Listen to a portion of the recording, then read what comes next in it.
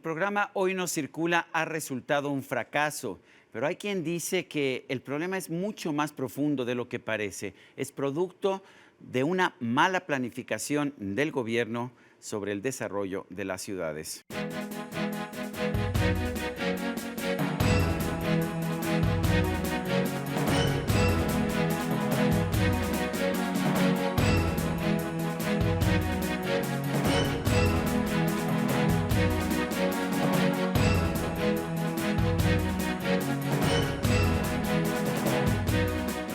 Francisco Búrquez es senador por el estado de Sonora, es presidente de la Comisión de Desarrollo Urbano y Ordenación Territorial del Senado de la República. Francisco Búrquez, gracias por estar con nosotros aquí en la entrevista. Francisco, has hecho comentarios y has hecho propuestas que tienen que ver con el Hoy No Circula. Y bueno, mucha gente en la Ciudad de México en particular está muy molesta con el Hoy No Circula, entre otras cosas porque parece no funcionar. ¿Cómo lo están viendo en el Senado? Bueno, definitivamente hay una gran controversia, una gran discusión. Es claro que no funciona, nunca ha funcionado desde que se instaló. Quiere resolver el problema de la contaminación como un efecto, no como el problema que la genera.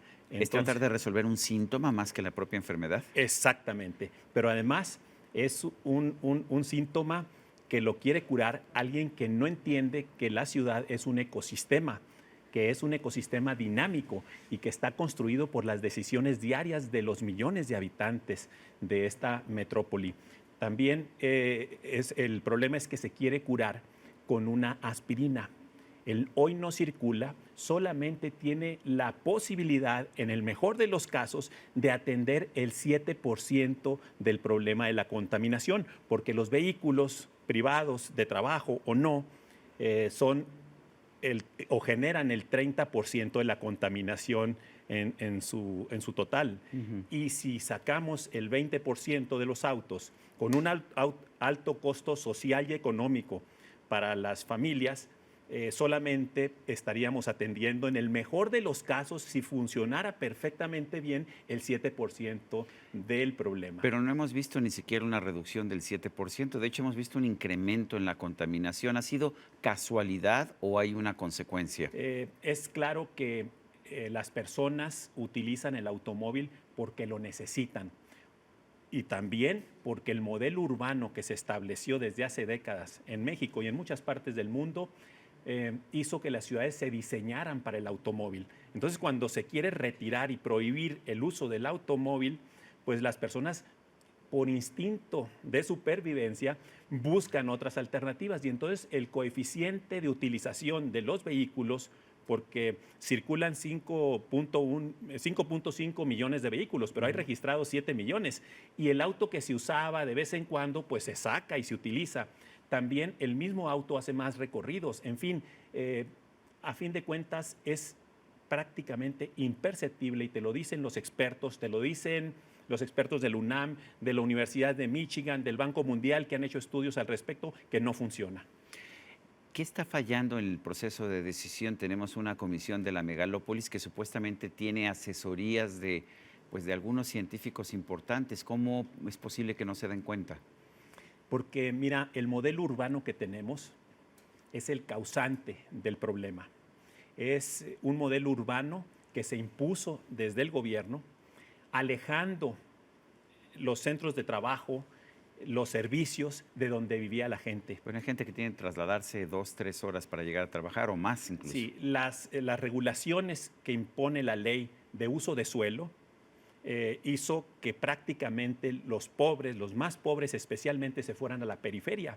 Hoy, en esas periferias, de 900,000 viviendas que se inician cada año, 500,000 son en periferias, en zonas de peligro, irregulares e informales. Eso es porque no pueden vivir hacia el centro, porque se controlan las alturas, se controla si lleva o no lleva cochera la vivienda, se controla la superficie. Bueno, hay quien dice que regulaciones como las que establecen que tiene que tener cocheras el edificio de habitación, pero también el de oficinas, lo que hace es que es una especie de subsidio al automóvil. Exactamente. ¿Es cierto esto? También, totalmente. Y el 70% de las personas no tienen automóvil, y especialmente los que tienen menos ingresos, y se les obliga, si quieren vivir dentro de la ciudad, en una buena localización y cerca de su trabajo, se les obliga a que compren pues una casa para su coche, un coche que no tienen. Ujú. El, ah, ¿qué podríamos hacer? Todo el mundo dice que la solución es el transporte público. ¿Es la solución el transporte público? Tampoco, pero es una mejor solución para el hoy no circula. Ujú. El transporte público, vamos a pensar que yo creo que es la solución por la que debería de optar el gobierno para calmar en el corto plazo el problema de contaminación. El transporte público puede, si se atiende, mejorar en la contaminación de corto plazo al mismo 7% de la contaminación, porque el transporte público, que está bajo el control del gobierno, y el parque vehicular oficial, son flotillas que tienen más de 20 años de antigüedad. La sola renovación de ese parque vehicular haría que se redujera al 50% las emisiones contaminantes. Entonces, podrían ser del mismo nivel teórico que hoy no circula, y seguramente que este sí bajaría los niveles de contaminación, pero sin duda el problema de fondo se tiene que resolver desde las causas, desde el problema del modelo urbano. Necesitamos un modelo urbano que permita que en los barrios haya usos mixtos, que haya una ciudad compacta. Esto se da de manera natural, de manera orgánica, y el gobierno con su legislación ha prohibido y ha hecho que se mute esta construcción de ciudades que las vivimos quienes tenemos 50 años y que vivimos esos barrios de mezcla de usos, en donde había comercio, donde había servicios, en donde había mezcla social. Francisco, ¿qué opinas de la decisión del gobierno de la Ciudad de México de dar de forma gratuita servicios de transporte público como RTP, que son los autobuses de pasajeros del gobierno, o el tren ligero, o también los trolebuses? Mira, todo esto va generando distorsiones al ecosistema urbano. Lo que debería de hacerse es permitir que en el transporte público existiera una mayor oferta, hubiera mayor creatividad y hubiera competencia para que los ciudadanos pudieran escoger otras alternativas. ¿Incluso competencia? Por supuesto, el transporte público es un sector altamente regulado. Por eso es que se ven... ¿Por eso es tan malo? Por eso es tan malo, definitivamente. ¿Qué pasó cuando ahora se abrió la competencia más fuerte en celulares y en telecomunicaciones y en radiocomunicaciones? Pues simplemente la gente está viendo que el celular es accesible y empiezan a bajar los precios. Bajan los precios y mejora el servicio. Así es. ¿Qué se ve con Uber? Entra Uber. Entró como competencia del taxi regulado por el gobierno. Exactamente. ¿Y qué pasa? Que la gente lo prefiere y se da cuenta que el poder para calificar la calidad del servicio está en el usuario. Él, al bajarse del servicio, califica el servicio que le dieron. Si lo califica mal, no pasarán 3 o 2 usuarios que hagan lo mismo calificando mal al chofer para que lo eliminen de la plataforma de servicios de Uber. Uber tiene 10 diferentes opciones, desde Uber Pool, de más económica hasta más cara, y le da muchas más opciones al consumidor, al usuario de este servicio, y eso que solamente atiende al 3 o 4% de la población. Imagínate si diéramos esta posibilidad al resto del transporte público. Ahora, lo curioso del caso es que el gobierno reaccionó con furia e impidió que se aplicara la llamada tarifa dinámica. Dijo que Uber no tenía derecho a subir sus precios. ¿Qué opinas? Bueno, el hecho de que el gobierno controle las rutas, controle el tipo de camiones, controle la tarifa del transporte público, es lo que hace que el transporte público sea muy malo. El hecho de que el gobierno diga quién es el que puede ofrecer el servicio, también eso le da un gran poder, pero sobre todo es una gran fuente de corrupción. Por cada placa de taxi, por cada placa de camión de transporte público son cientos de miles de pesos que vienen a engrosar los bolsillos de los políticos. Por eso los políticos preservan el sistema de transporte público regulado. Ahí no ha llegado la modernidad, ahí no llega la competencia, ahí tomas lo que el gobierno te está ofreciendo.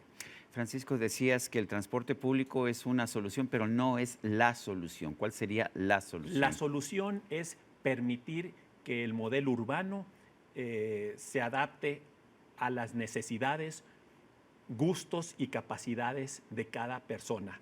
Y en función de ese modelo urbano, ellos vayan definiendo en el espacio edificable qué tipo de casa quieren, qué tipo de altura, si hay comercio o no hay comercio en el barrio. Ahorita el gobierno impide todo esto. Si tú quieres que en el barrio haya comercios, el gobierno tiene una regulación que se llama zonificación, en donde dice que la vivienda de cierto nivel está en una zona, la vivienda de otro nivel con lotes más grandes, o sea, más ingresos, está en otra zona, el comercio está en otra zona. Separó lo que antes de manera orgánica, natural, estaba unido. Y eso hizo que los barrios se destruyeran, hizo que perdieran la posibilidad de competir los equipamientos pymes que se daban en el barrio y que tenía clientela peatonal, ya no pudieran competir con las grandes ofertas comerciales y de entretenimiento que están, por supuesto, siempre lejos, activando una serie de recorridos increíbles y haciendo la vida imposible para las personas en la ciudad. Pues ahora, de hecho, hemos visto restricciones. El gobierno ha tratado de restringir, por ejemplo, que se pongan supermercados en grandes avenidas o si están cerca de ciertas tiendas. ¿Es verdad que ayuda esto o desayuda? El gobierno tiene que salirse de querer regir la construcción de las ciudades. Van ya ahorita 4 décadas en donde el gobierno ha impuesto un modelo urbano autoritario. Y esto no solamente ha ocurrido en México, en muchas partes del mundo. Un modelo urbano que ha hecho que la calidad de vida en las ciudades se deteriore, que ha mostrado que lo que se hacía antes con un modelo urbano orgánico esté agarrando grandes plusvalías. ¿Cuáles son las zonas de gran plusvalía en México? Pues la Condesa, la Roma, donde San hay Ángel. tiendita, restaurante, departamento, oficina, todos juntos. Todos juntos, mayores. La ciudad es dinámica, cada generación destruye lo que se construyó antes y se construye algo nuevo, siempre va generando mayores densidades. Esto se da de manera orgánica por las decisiones individuales de cada persona. Desde que el gobierno dijo cómo, y sus expertos dijeron y decidieron cómo deben de ser las ciudades se han venido abajo. Por eso la gran plusvalía se da en lo que se hizo antes de que el gobierno interviniera. Pero Francisco, lo que dice la gente es, ¿cómo es posible que las cosas crezcan por sí solas? El gobierno tiene que planificar. ¿Qué les dices? Es un error muy grande y la gente ya se dio cuenta. La gente sabe muy bien que las decisiones en manos de ella son decisiones mucho más lógicas que las decisiones impuestas por el modelo de gobierno. Te voy a decir un ejemplo. Prácticamente todo lo que hace el gobierno lo hace muy mal, desde la salud, la educación. Fíjate, antes necesitábamos al intermediario para viajar, necesitamos al intermediario agencia de viajes. Ahora ya con las tecnologías digitales hay plataformas, hotel.com, TripAdvisor y muchas otras, Booking y muchas otras, que le permiten a la gente, cada quien, diseñar una vacación a su medida. Y tú estás muy contento y si no recibiste el servicio, tú vas a tener el poder de castigar a esa oferta. Bueno, las ciudades es igual. Las ciudades deben de permitir, y los modelos urbanos, que cada quien haga trajes a la medida. Venimos evolucionando y las tecnologías digitales lo están permitiendo, un mundo en donde el ciudadano está tomando más poder. Ya no podemos construir las ciudades a gusto de los expertos y a gusto de los políticos que no entienden el ecosistema ni las necesidades de cada una de las personas. Debemos de evolucionar hacia construcción de ciudades que estén regidas por los propios habitantes. Francisco Búrquez, senador por el Estado de Sonora, presidente de la Comisión de Desarrollo Urbano y Ordenación Territorial del Senado. Gracias por estar con nosotros. Muchas gracias, Sergio. Y a usted, amigo televidente, que hace posible este programa, se lo agradezco también. Esto es todo por hoy, pero no se lo olvide. Nos vemos la próxima.